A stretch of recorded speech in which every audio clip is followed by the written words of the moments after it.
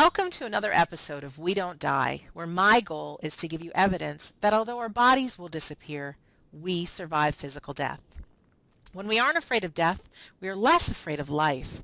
From these episodes, I aim for all of us to take more risks in life, go after our dreams, have great relationships, and a lot of joy in the process.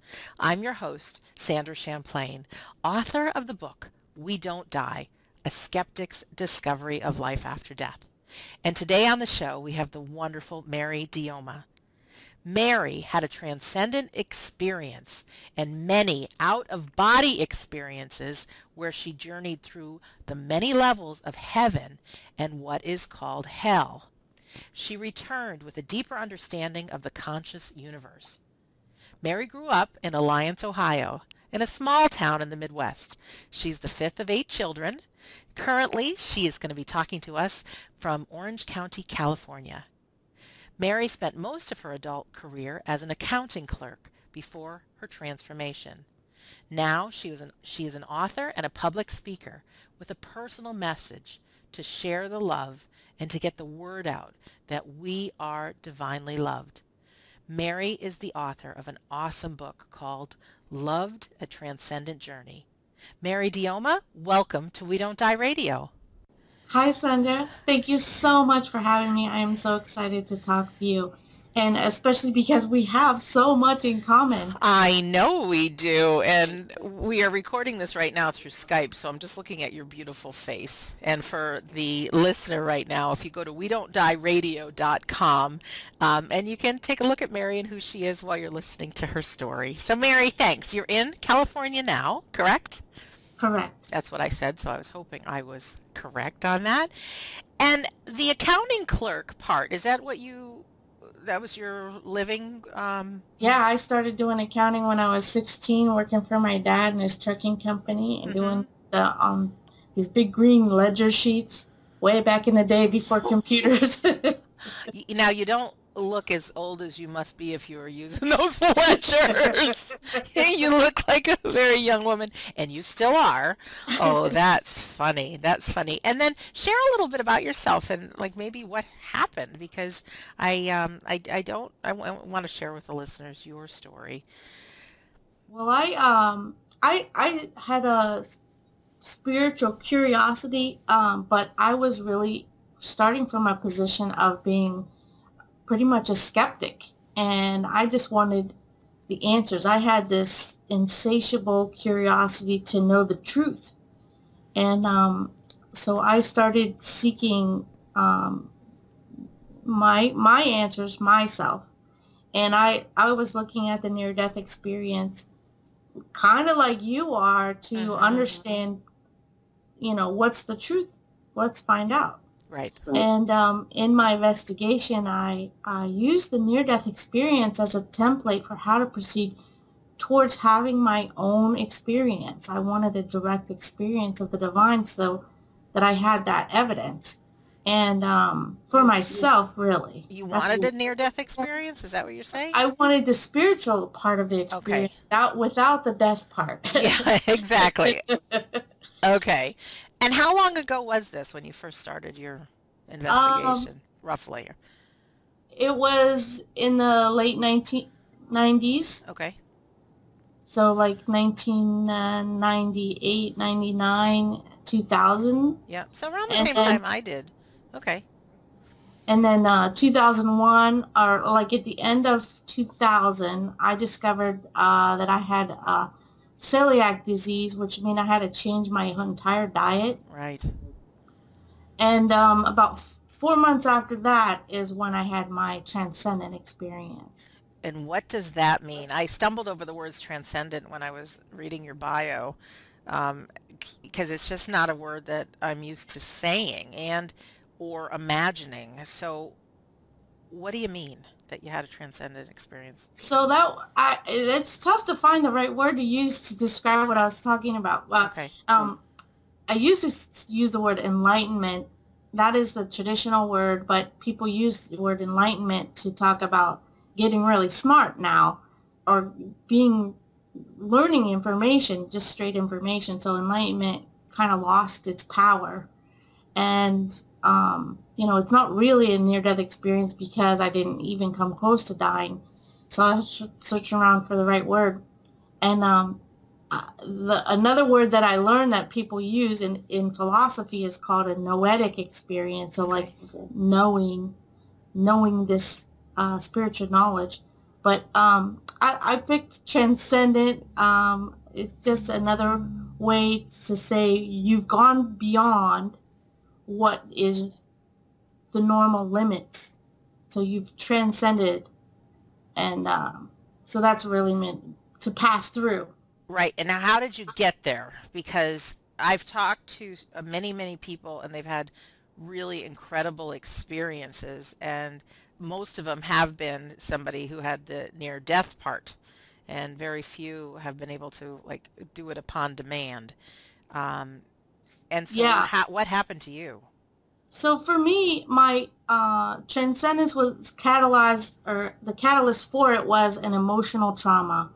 And since then, I've learned that there's a lot of different catalysts that can jump you out of your body, so to speak. Mm-hmm. And um, I didn't know exactly what my practice was of doing following the near-death experience life review process, which is what I was doing. I didn't know how it was going to come to fruition. Mm-hmm. I was just working towards having some type of experience, but then when it did happen, it was completely out of the blue. The emotional trauma that happened was I was engaged to be married, and I discovered that my fiance married someone else. Oh my gosh, that's horrible. Yeah, and I think that anyone who's gone through a really tough breakup and felt that deep, deep heartbreak can understand how painful that is.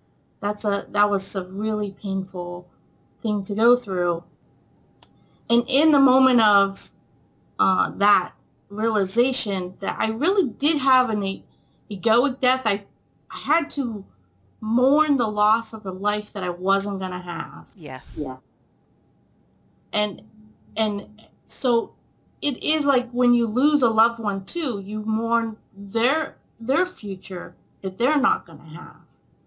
So you have to come to a place of acceptance that from this moment on, the world's going to be different Oh than you yeah. thought it was going to be. Grief is an interesting thing. I found that anytime there's a significant loss, and it can be from actual death, it can be from divorce, it can be, when a mother has her kids go off to college and there's just a loss, and they're devastating. And in your case, you just didn't lose a loved one. He went for somebody else and married somebody else. So you're grieving not only the loss of the future, but it's, I know for a fact kind of how our brain chemistry works. And when we love somebody, I mean, we're connected with them. And when they're no longer there, I mean, we go through a real tough readjustment period in grief, and it's brutal. So you had like a double whammy. Yeah. So my heart goes out to you, and I know out of that came something good, but still, we have some listeners right here, right now, that may be going through the exact same thing. So I think you'll be a good beacon of hope. So not only did I lose him, but I lost myself because I lost who I thought I was and that whole Mm-hmm. structure. But in that moment, I decided, based on the advice that I got from uh, Gary Zukav in Mm-hmm. his book, The Seat of the Soul, Right. to feel the feelings in the moment, and instead of turning them off, which sometimes when we turn off our emotions so that we can just, function, but I allowed them through. And by allowing myself to feel as deeply the deep pain, it broke through to this transcendent experience. And I had an expansive, deeply spiritual experience. And I could go into some of the details of that. Oh, definitely. But I need to know like details, like you went to bed one night and then this happened, or you were just Oh, sitting there, like what? Because I want to just picture where you were when like this. so I was at work when I had the realization, Okay. and it really was a psychic realization, although I didn't even know that it was a psychic realization until much later. But anyway, I was just sitting at my desk at work, and suddenly I just knew that he had married someone else. And I felt like I was kicked in the stomach. But I was at work, so I didn't allow myself to feel my emotions at that specific moment. But I waited till I was on my way home from work driving on the freeway. And then I allowed that pain to come through. And as I allowed that pain to come through, it was excruciating. And I went right past a place where I would cry to just this very intense pain. And I was really mad at God. I was more mad at God than I was at him because of how we got together, and I felt like I had been guided in that direction. Mm-hmm. And I was like, how am I going to handle this pain? And I asked, what would Mother Teresa do in this situation? And as I asked the question, I got the answer. Mother Teresa would say, love anyway. And then I asked, oh, and then I was able to love. I was able to find love in my heart. Did he call you first, or did you have like this psychic hit that this was happening first? So the hint, or what I thought was a hint that this was happening, was that his roommate, who never calls me, called me at work, and his roommate was drunk and mad, and I was like, why are you calling me? And all his roommate said was, you're a smart girl. And I just thought his roommate maybe knew something I didn't know, but it turns out that his roommate never knew that he was married. So you could say maybe I made a false assumption based on that, but I just knew in my very depth of my being, and it turned out to be true, and it was almost to the moment. And he was from Bangladesh, so he was across the planet when getting married, when I knew that he was getting married. Wow. Okay. Gotcha. So it just came on you, yeah, like you said, psychically that you felt it. Yeah, it really was psychic. Wow. There was no logical evidentiary information that had to go on. And up till then, you hadn't gotten you weren't having a problem with your relationship or knowing he was seeing somebody else over there or anything like that? No. See, he had just gone to Bangladesh to visit his mom that was in the hospital. So I thought that was his visit to Bangladesh was about visiting her in the hospital. Of course. And he had called me 3 days before this on the phone, or actually the day before, and he said, I'm coming home in 3 days, and we're going to get married in 3 days. Or, as soon as he gets back. Right. So I was actually thinking we're getting married very soon. I was like, it was not the plan that he was. Right. Totally not predictable. Okay. I just wanted to kind of see like where you were in your head. And to give a little background on the culture, they make the decision. The family makes the decision for the kids. And then once the agreement's been made, they have 1 day. Day 1, they make the agreement. Day 2, they make the arrangements. Day 3, they're married. Oh my gosh. Interesting. Okay, totally not like the culture I'm used to. But okay, so I can kind of see that. Okay, so then what happened next? You chose Mother Teresa's path, which kudos to you because it all sounds good in theory. Love unconditionally and all that, but and even how you felt the pain, from reading Gary Zukav's book and like we're in it, kudos to you because I mean it's so easy to self-medicate or overeat or start drinking, and it does sound like the greatest thing in the world to love unconditionally, but in the moment, and a lot of grievers feel, there's a lot of anger. Oh. Yeah, I was really, really angry. And I was angry at him and at his family, but I was especially angry at God. And so I was focusing all my anger at God. Right. So that allowed, I guess, some of that love to flow through to him. And I did understand that his culture, or I mean, I had deluded myself that it wasn't to the that that he had broken away from his culture, but I had been exposed to enough of it to to get the fact that in that culture they put family and country and city and state before individual. And so I understood how they could have that level of pressure on an individual to make them behave in a particular way. Right. So there's something more than he was having an affair and just decided to Yeah, up and that marry was, his. he wasn't having an affair. He didn't know this person yet, so it wasn't it Wow. was a totally different kind of betrayal, I guess. Yeah. Well, I want to hear more because you had experiences that you say that you journeyed through levels of heaven and what is called hell. So that, I know the name of the show is We Don't Die Radio. So I'm guessing that's what is coming to follow here in your story is something that without dying, you actually left the body. Is that right? Yes. So So tell us about that. fast forward, I opened up my heart, and a beam of pure white light came out of the sky, came down through the windshield of my car as I was driving, and touched me.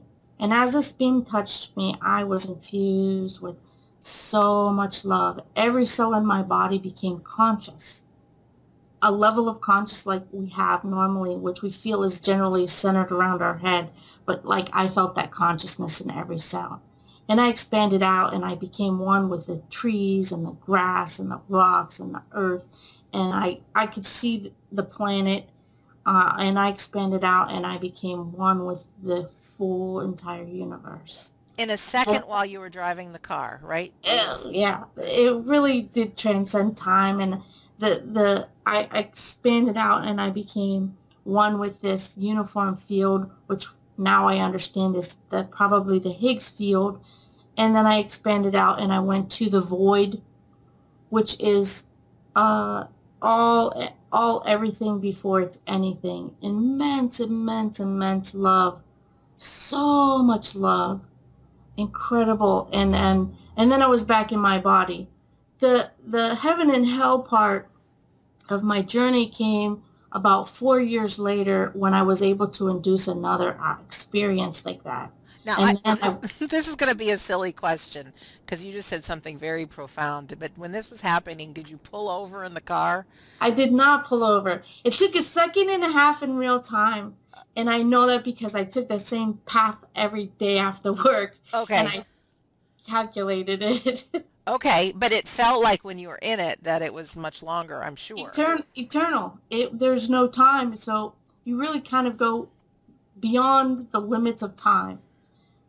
So time is like, having been out of time, time is like a construct designed to focus attention and on particular events, on a sequential series of events. And so when you expand past time, there's no sequence of events. It's simultaneous events. That's an overwhelming concept, and it takes a little time to digest that. But if you could um, go on, because after that experience, you said it took then 4 years for you to kind of induce that. Were you looking in those 4 years trying to do that again? Well, I had a whole cognitive dissonance process for myself, because once this happened in the first place, even though I knew about it and I wanted it to happen, I was like, what the heck happened? Right. And I still needed to get a grip on it, and all of the information that I got didn't jive with everything I already was trained and knew about. And so I had to try to incorporate that information because I had been raised Catholic, and so I had this dualistic understanding of the divine, even though I didn't, even before my experience, I didn't believe it. And then that was also too, I hadn't believed in God, and here I am experiencing God in the deepest sense, and I had to grapple with, how do I incorporate this knowledge? and this truth that I knew now beyond any shadow of a doubt with what I had believed before. So it was a whole process of incorporating that information. And Yeah, I want yeah. to hear more stories, Mary. What happened next? Because Okay. there's a thing that I believe, and listeners and correct me if I'm wrong, but when we really can hear a story, and sometimes it actually causes goosebumps, Mary, and you know this. That's just, and I actually think it's a divine thing. When you hear a story and we can hear your experience or tapping into the divine, whatever, however you want to say that, like when we're listening, we hear it too, we feel it, and it can open us up to something new that's possible. So while we will get to more of the coaching than some of the really profound wisdom that you have out of it, there's something about the storytelling or your experience telling that really makes a difference. So what happened then 4 years later, and how did you, well, you might not even know how you induced it, but I really want to hear about these levels and what you've experienced. Yeah, I induced it through some very normal out of body techniques, and You know what? I have to laugh because you're using normal and out of body techniques in the same sentence. It's like, what are you talking about? How can being out of the body be a normal? Like, so pardon yeah, me for laughing. So, yeah, because in it, why don't you tell us maybe what one of those normal so techniques are? Because I want to try it in a safe yeah, way. everybody should try it. Yes. I Okay. think it's brilliant. Well, we all do sort of get out of our body when we dream every night. Okay. That's a very common thing. It's just we forget about it. So anyway, the technique is very briefly: you go to sleep, set your alarm for 4 hours. You wake up in 4 hours, and you're up for about 45 minutes. And then you go back to bed for the next 4 hours. And the next 4 hours, you arrange yourself in a slightly uncomfortable position, and you resist going to sleep, to fully asleep. There's a whole like symptoms that you feel: vibration, energy, earthquake feeling, and then you command yourself out of your body. And it sounds very simple. It is kind of simple, but it's not always easy. And I cannot always do it every time on command, but I had been practicing it, so I was able I to I can't do it. imagine. I just have this vision of first setting the alarm, and you have to be really strong to resist the urge to just turn it off and go back to sleep. So to actually get yourself up and stay up for 45 minutes and then put yourself in uncomfortable position. I mean that you really sound like someone dedicated to doing this, that you've been doing that. Yeah, well, once you experience the divine, you become instantly addicted. Okay, all right. No, that makes sense. That makes That's sense. motivation enough. Right, right. Yeah, so that's true because after I had it, I'm like, I must experience this again. Also, the scientist in me wanted to replicate the experience. I Like, I had something happen to me that I know I was awake. I mean, there's no doubt about it that I was awake, and I was lying in my bed and I'd just woken up, and my brain was awake and active, whatever, and I had some more time, so I thought, well, let me go back to sleep. But I was so awake that like I couldn't fall back asleep. And then all of a sudden I felt um I don't even know how to say it, almost like I was drugged. My eyes closed. I felt like I was on some kind of a little conveyor belt. And this happened just moments. And then I think you're the first person, and people listening are the first people that heard this because it just sounds really weird. But around me was beautiful piano music. It was like twinkly lights in the darkness, like all kinds of twinkly lights. And as loud and clear and perfect, my grandmother's face was there. And she's deceased. I mean, she was right there. And then the next moment, because I kind of like scared myself, all of a sudden I was out of it and my eyes were open. And I'm like, what the heck is that? I mean, it happened in a second. It was as real as anything. I still knew I was in that bed, but something happened, and I have not been able to replicate that. And as easy as it is to say, oh, it must have been a dream, um, it was so vivid that I remember it like just yesterday.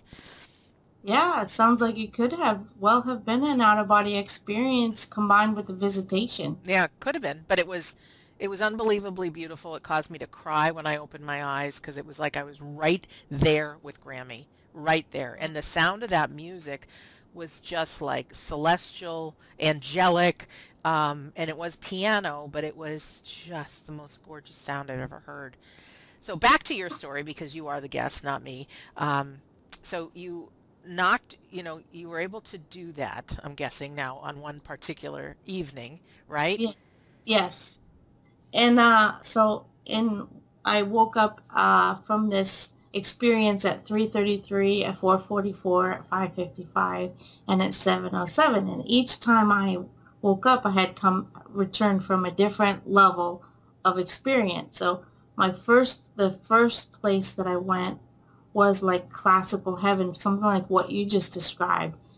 Heavenly, beautiful, beautiful environment with green, lush, living grass and landscape, cityscape, and lots and lots of beautiful beings, people. There were humans in this level, and it was just everyone loved me. I was like, they welcomed me. They knew me.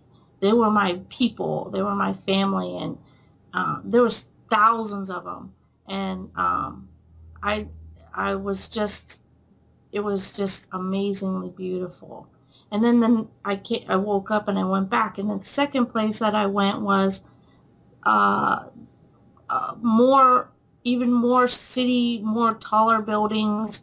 There was like this crystal uh, structure. There was I think that was like a school, and there was like a castle, and also the people were amazingly loving. In this level, there was more different beings, a lot more light beings, and um, like that, guides, and I could tell that there were uh,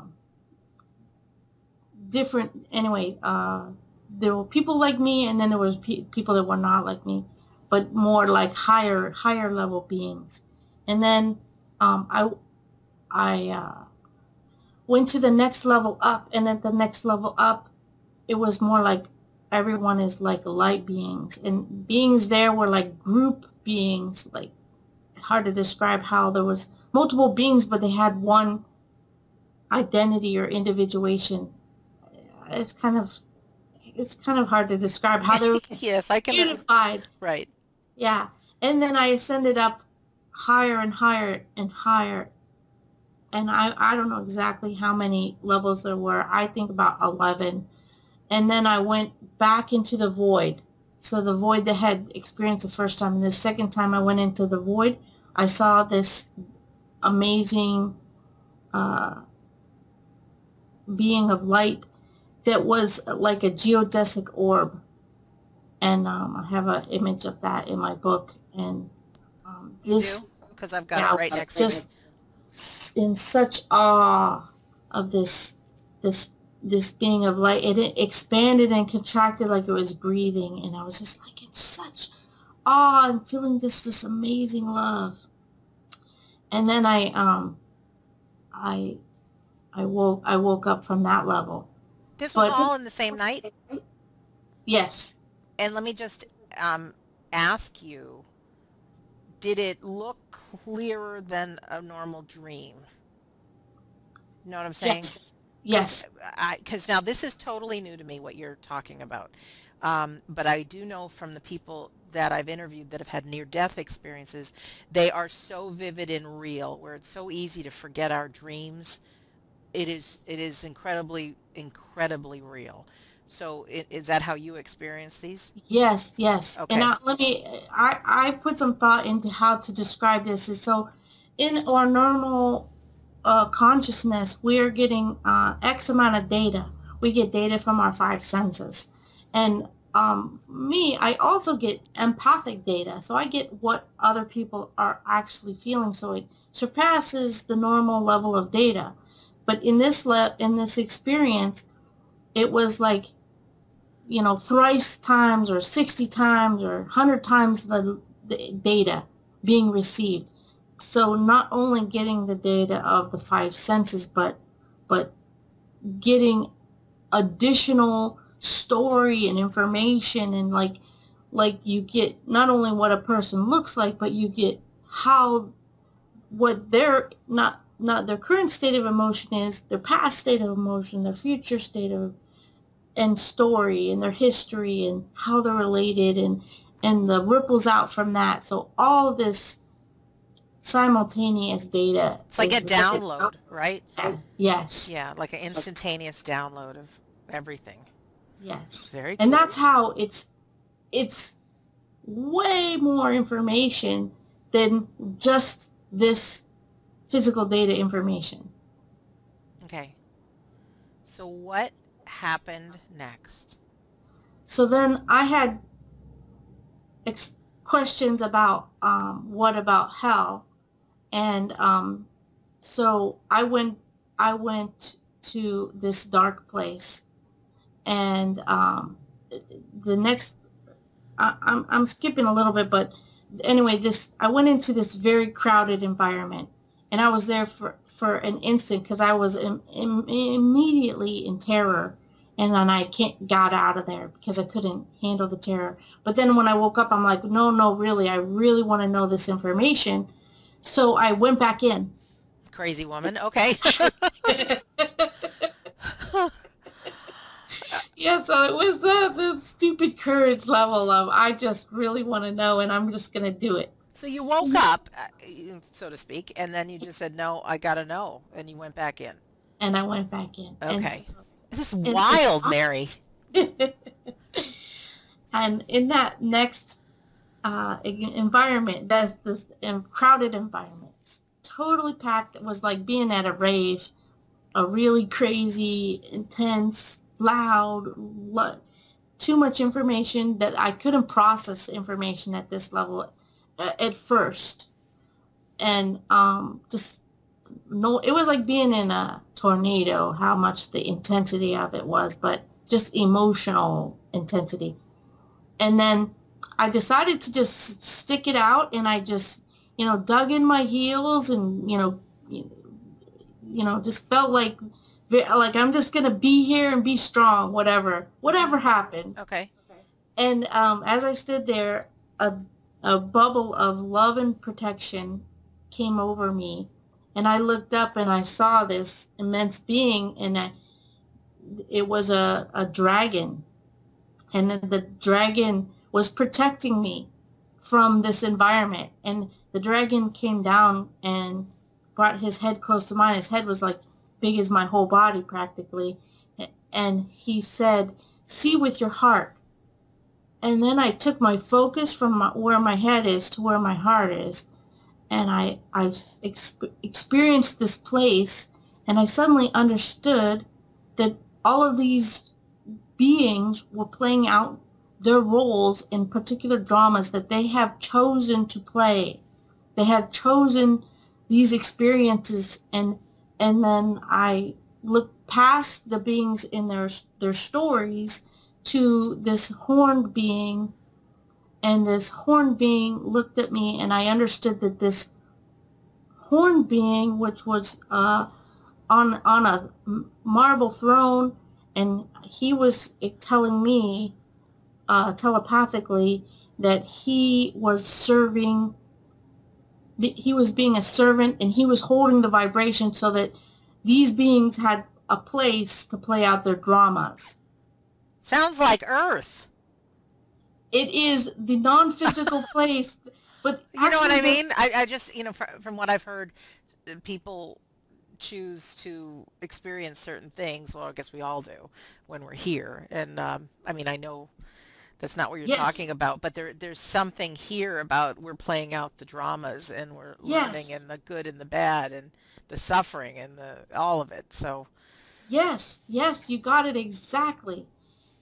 But this is a non-physical place where beings who still want to continue to play out the dramas get a place to play it. And that's what people who go to the dark and unpleasant place are going there. And I think that. I don't Okay. know that all the unpleasant experiences are what's happening and that's where they're going, but this is what I was being shown. And is there a way out of that, or do you think people that go there, they're like, I grew up with a lot of religion, but you get sentenced to heaven or hell. Is that kind of place, or is it just a place of an experience for the soul, and then they can get out of that? There is a way out of it. That's good And news. the way out of it is the same way out of the suffering and the trouble that we experience here on earth. The way out of it is to ask. It changes your vibration. It changes where you are to be willing and to be strong enough and to be humble enough to ask for help. And I see that repeated in other people's near-death experiences when they remember the possibility of asking for help, whether they ask from their parent or God or an angel, but asking for help raises you up. Yeah, I talked to two gentlemen that experienced in their near-death experience what they could only compare to as hell. And so the way you're saying asking sounds, I think they use different words, but it really was like praying for help, and then they saw a pinprick of light that both of them saw that it just got bigger and bigger and bigger, and the darkness was overcome by light and good and all that stuff. So it sounds like asking, praying, it's kind of the same thing we're Yes, talking about. Okay. yes. Praying, asking, same. I would say those are just synonymous. Okay. So then what happened?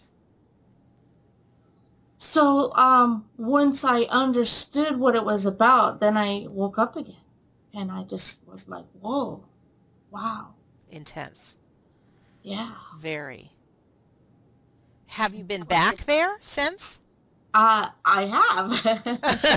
Crazy girl. Okay. But the rest of the stories are not as easy to tell her. But that was the main one. Just every once in a while, like sort of like putting my face in a pool of water, just look through to see what's going on. Yeah. Did you see any people that were passed away in your life? I did not see any of my own relatives in those specific experiences. I have since.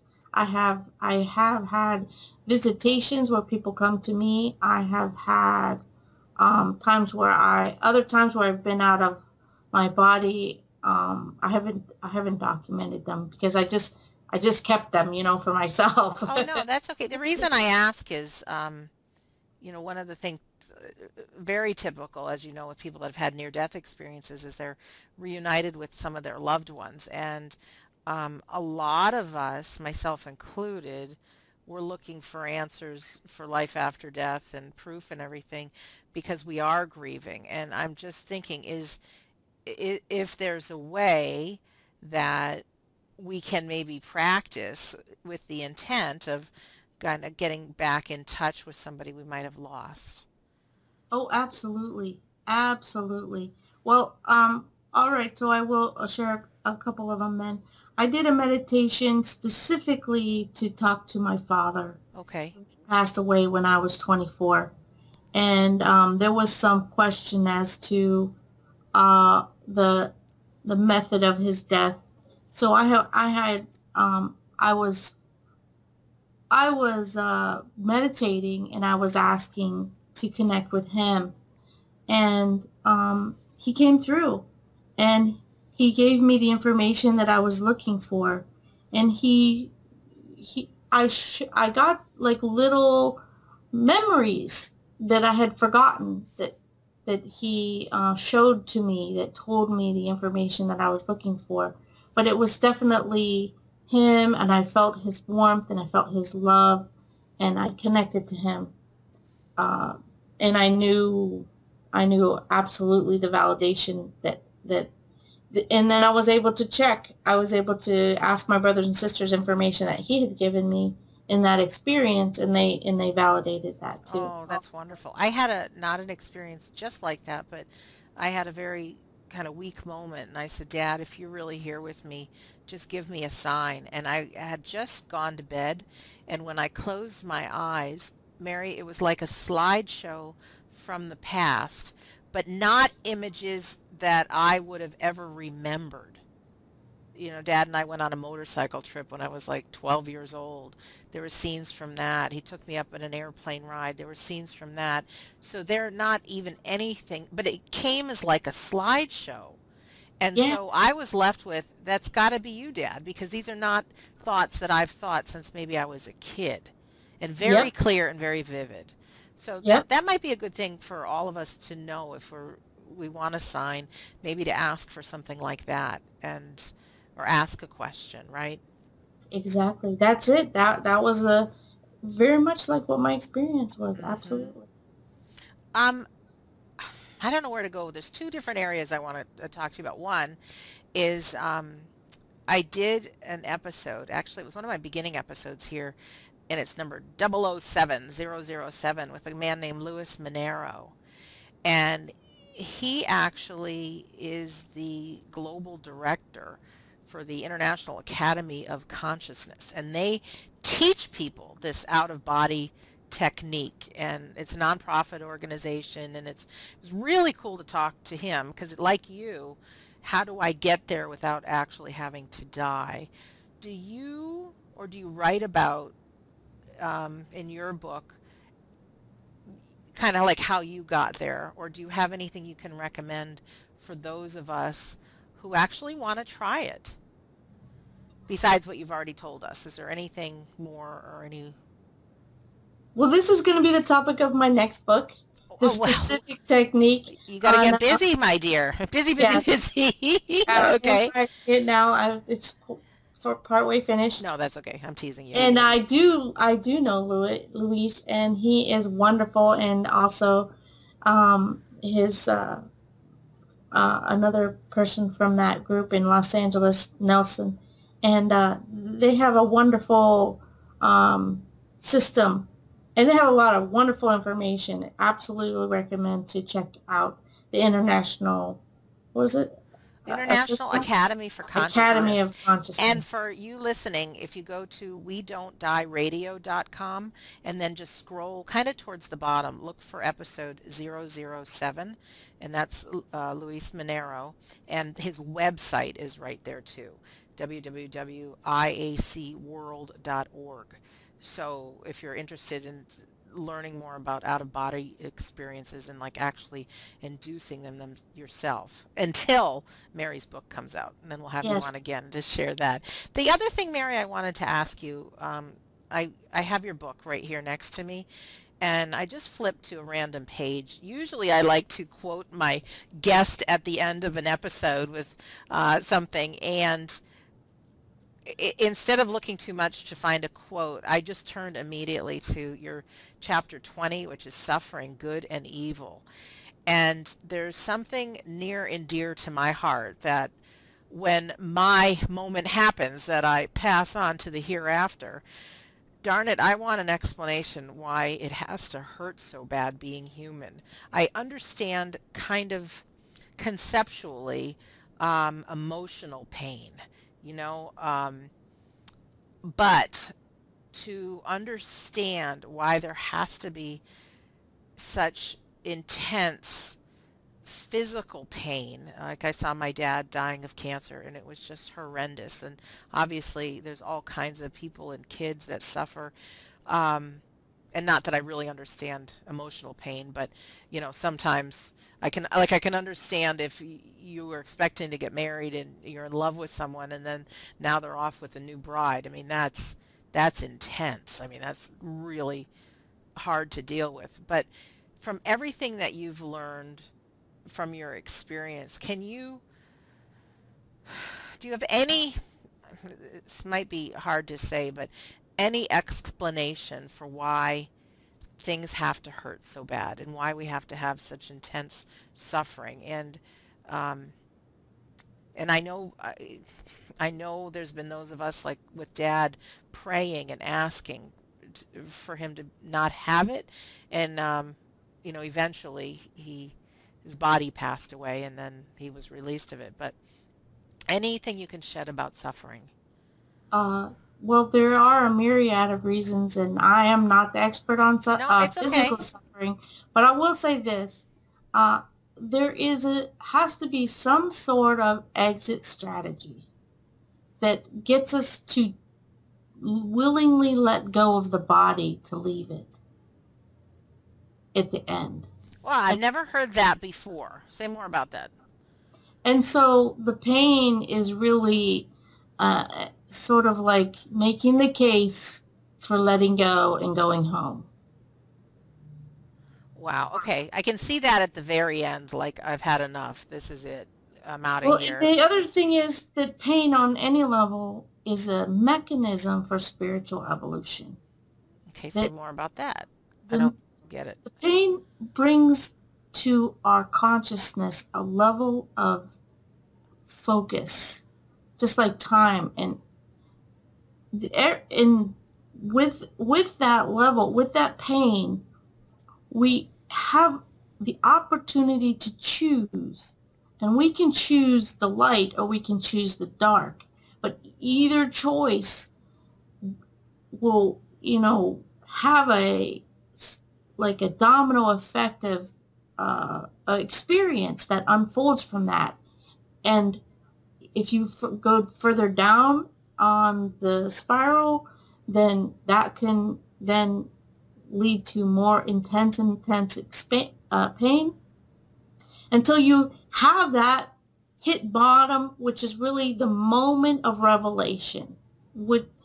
So for me, there was the emotional pain of the moment of revelation that this is, I can make a different decision on how I respond. Instead of responding with anger, you can make a different decision and respond with love. It's up to you how you respond. And in the same thing with physical pain. If you love into your pain, it dissipates. And if you, I also agree with Louise Hay that says that there's a symbolic reason for every physical experience of pain that we have. And if you can look at the bigger picture, the story of what that pain is telling you, and talk to that pain and ask that pain, what are you here to teach me? What are you here to show me? What is this? What is the value of this experience? The pain will tell you what it's here for. Hmm. I I understand that completely, and I've had moments, and whether you believe in this or not, it does make a difference to kind of look at that. But I'm also getting a vision of, a poor child that is suffering and the mom's right next to them trying to take away the pain. And it's not so easy to say, "Well, what does the pain represent, in those moments?" I wanted to share just something that came to mind right now is I had taken a class in hypnosis years ago.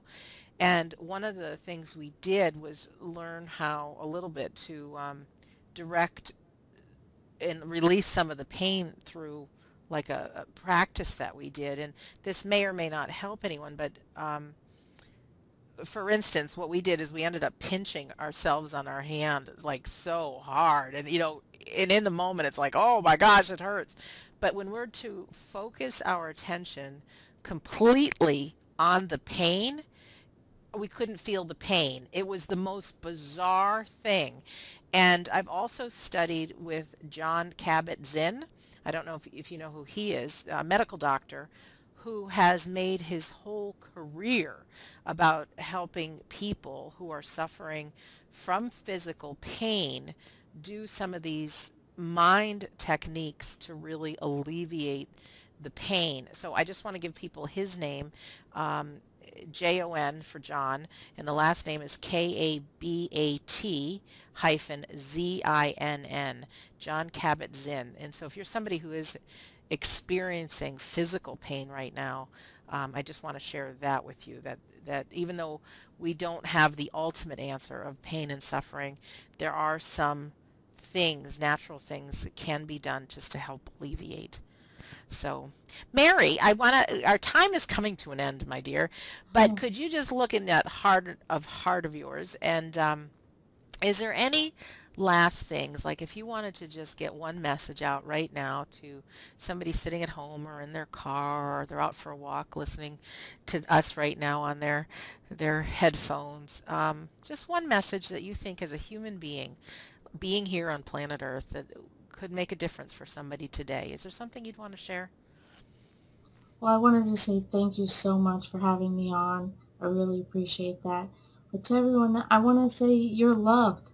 You are loved. Each one of us is here for a purpose, and we have so much to contribute.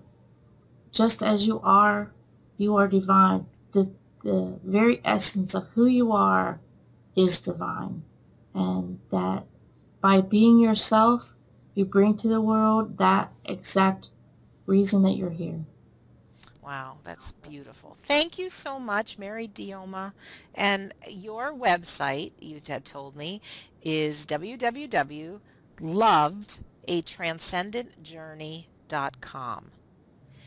And your book is titled, say that again, Loved A a transcendent Transcendent Journey. Yes, sorry, I interrupted you. Transcendent. Yes, and to make it easy for everybody, if you just go to we-don't-die-radio.com, and just you can see Mary's beautiful face, and just beneath it I have the description of this show, and then there's a clickable link that you can just go and click to her website and also to see her book. So Mary, it has been just a really wonderful, wonderful time chatting with you right now. Thank you for your time. Thank you so much, Sandra. Thank I you. really appreciate it. You're welcome. Thanks for all the giving you do and making a difference. And you're out there speaking and sharing and obviously writing so that we can all have this experience and know profoundly that we are divinely loved. So to our listener, thank you for being here again. Thank you for listening to these episodes. More to come, and I appreciate you being here. My name is Sandra Champlain. I've been your host at WeDon'tDieRadio.com. I do believe, without a question, that our life is an education for the soul, and that your life here on earth is tremendously important. I don't have all the answers. I don't think any of us do. But if we can really play full out and get